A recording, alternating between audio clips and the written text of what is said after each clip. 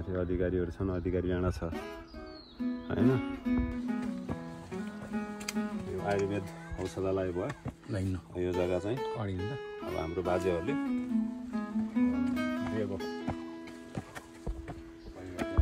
4 लत्ता कुखुरा 10-15वटा बाख्राहरू अर्ग्यानिक। के गाउँ यो हटिया नै हुन्छ है यो बारबारी यो माथि बारबारी 150 वर्षभन्दा माथिको इतिहास छ होला यसको। यो पटहरूको अझै पनि स्टिल फलिरहेको छ। आजभन्दा 7 दशक अगाडि शिक्षाको महत्त्व बुझेर हाम्रा स्वर्गीय हरिप्रसाद श्रेष्ठको अध्यक्षतामा खुलेको यो विद्यालय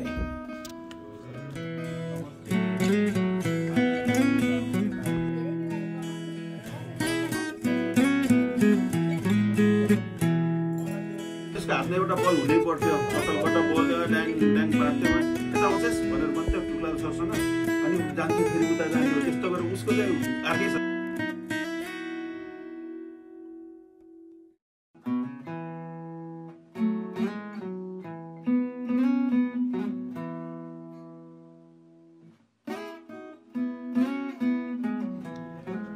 निकै नै ठुलो इतिहास बोकेको पयुँकोट जो नामले परिचित छ, हातेमारी चोक पर्वत पयुँहटिया।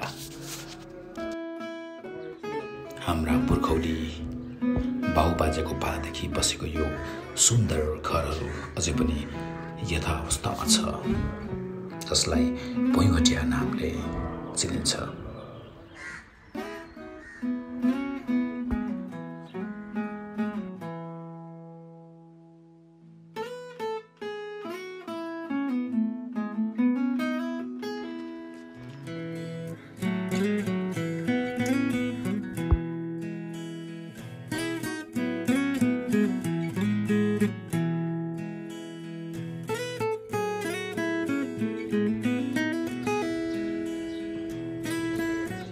यो चाहिँ अहिले काजी अङ्कल घर नि हो।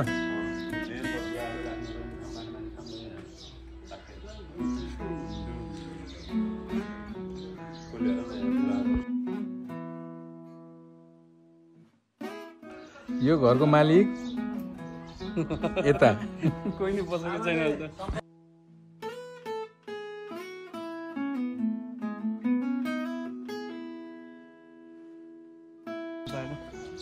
हाम्रो मम्मीहरू झुकेको अरे बाजे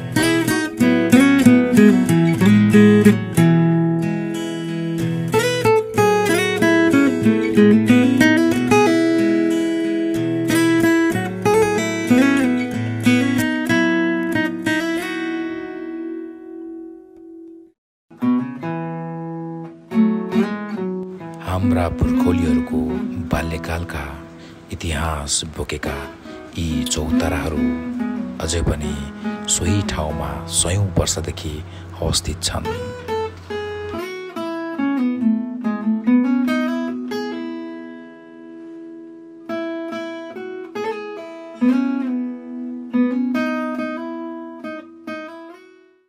के